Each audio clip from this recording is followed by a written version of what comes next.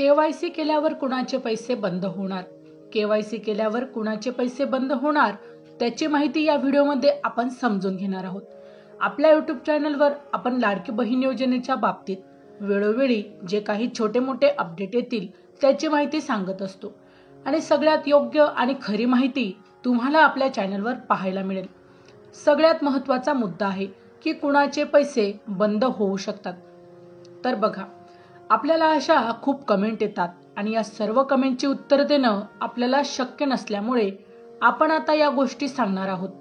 4 महत्त्वाचे प्रश्न आहेत ज्यापैकी केवायसी कुणी करावी आणि 2 नंबरला आहे केवायसी केल्यानंतर पैसे बंद होऊ शकतात का, आणि जो तिसरा प्रश्न आहे केवायसी साठी वडील किंवा पतीचं जर आधार कार्ड नसेल तर काय करायचं, आणि शेवटचा प्रश्न कुणाचे पैसे बंद होणार।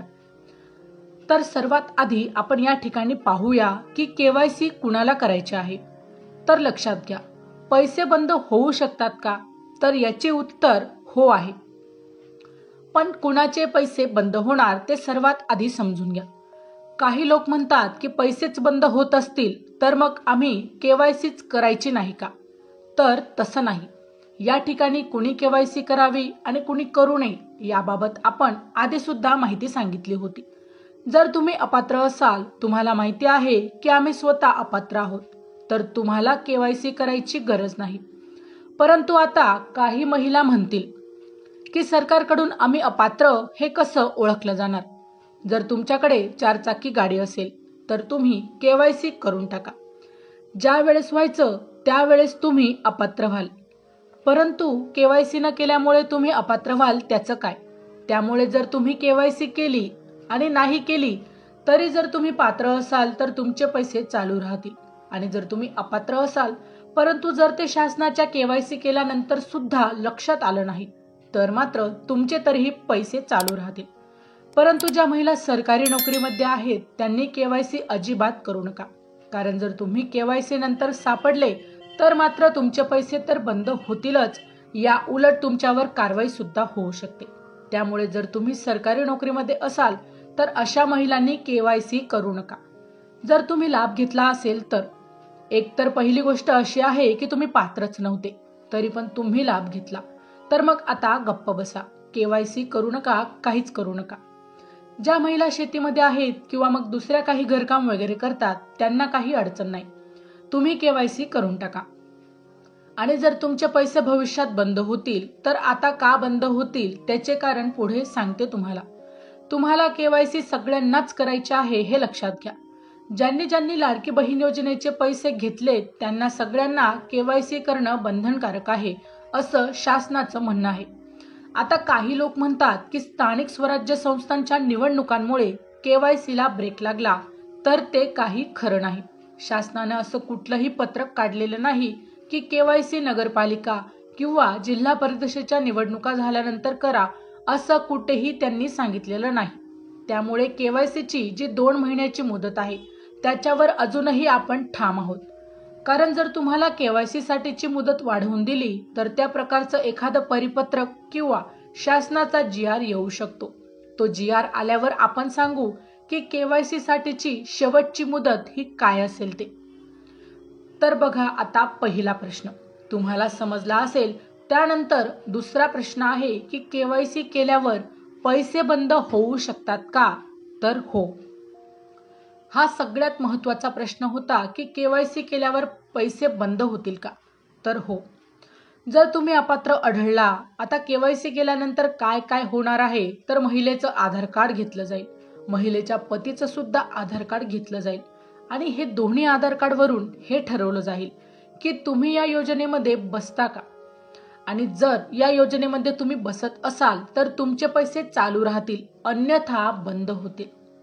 आता याचे वेगवेगळे नियम आहेत। एकाच कुटुंबामध्ये 2 विवाहित महिला आहेत, सध्या 2 विवाहित पैकी एकच महिला पात्र आहे, आणि जर एका कुटुंबामध्ये 1 विवाहित आहे आणि 1 अविवाहित आहे तर त्या दोन्ही महिला पात्र आहेत, म्हणजे जास्तीत जास्त 2 महिलांना लाभ मिळणार आहे। परंतु त्यापैकी 1 विवाहित आणि 1 अविवाहित असली पाहिजे असे नियम, आणि इन्कम टॅक्सचा नियम असेल, असे वेगवेगळे नियम आहेत। आणि त्यानंतर तुम्ही जर अपात्र आढळला तर पैसे बंद होतील। पण हे केव्हा बंद होतील मी तुम्हाला सांगू का? ही खूप साधी गोष्ट आहे। KYC केल्यानंतर त्याची पडताळणी होईल। तुम्ही जे दोघांचे आधार नंबर टाकलेले आहेत, महिलेचं आणि तिच्या पतीचं, हे दोन्ही आधार नंबर तुम्ही दिलेले आहेत, ते दोन्ही आधार नंबर ज्या वेळेस व्हेरीफाय होतील, ज्या वेळेस इन्कम टॅक्स मध्ये जर तुमचं एखादं आधार कार्ड बसत असेल किंवा एकाच कुटुंबामधील सगळ्या रेशन कार्ड मधील सगळ्यांच्याच आधार कार्डवरून सगळ्यांची माहिती जमा केली आणि मग ठरवलं की हे सर्व आधार कार्ड एकाच रेशन कार्ड मध्ये येतात, मग यांचे पैसे बंद करा, अशा वेळेस होईल। पण त्याला खूप वेळ लागेल, त्यामुळे तुम्ही जास्त टेन्शन घेऊ नका। KYC केल्यानंतर पैसे बंद होऊ शकतात, जेव्हा व्हायचे ते तेव्हा होतील। परंतु जर तुम्ही पात्र असाल तर तुमचे पैसे बंद होणार नाही।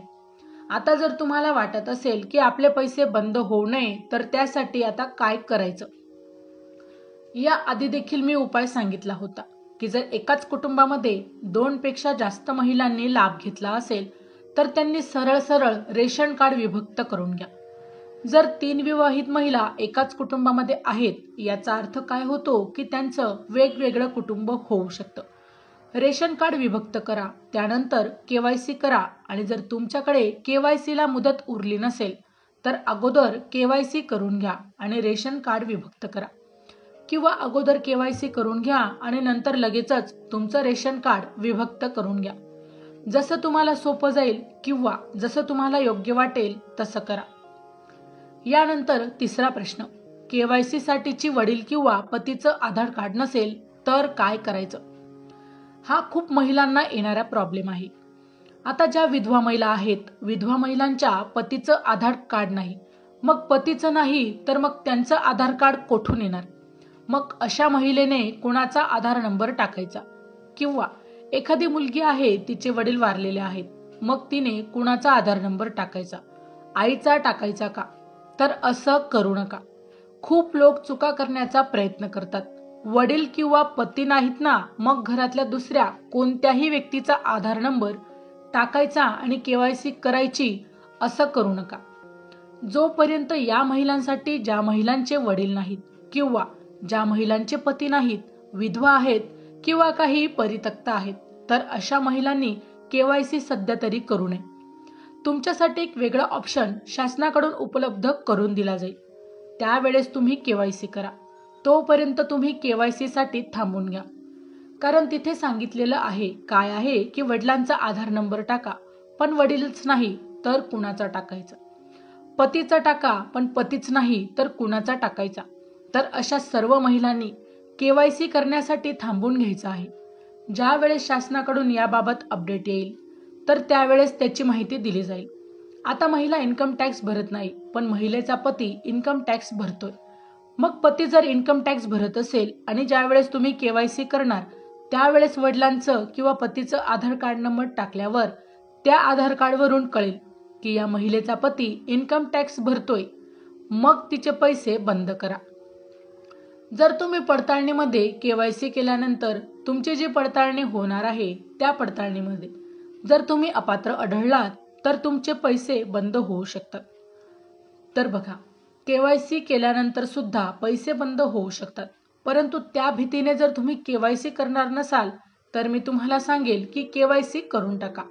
पैसे बंद व्हायचे तेव्हा आज ना उद्या होणारच आहे। KYC न केल्यामुळे बंद होतील आणि KYC केल्यानंतर जर अपात्र आढळलं तर ते नंतर बंद होतील, काही दिवसांनी बंद होतील। त्यामुळे शक्य असेल तर तुम्ही तुमची KYC करून टाका आणि त्यानंतर येणारे जे काही अपडेट असेल त्याची माहिती आपल्या चॅनलवर आपण देत राहू, त्यामुळे आपल्या चॅनलला सबस्क्राइब करून ठेवा। धन्यवाद मित्रांनो, पुन्हा भेटूया अशाच एका नवीन व्हिडिओमध्ये। तोपर्यंत जय महाराष्ट्र।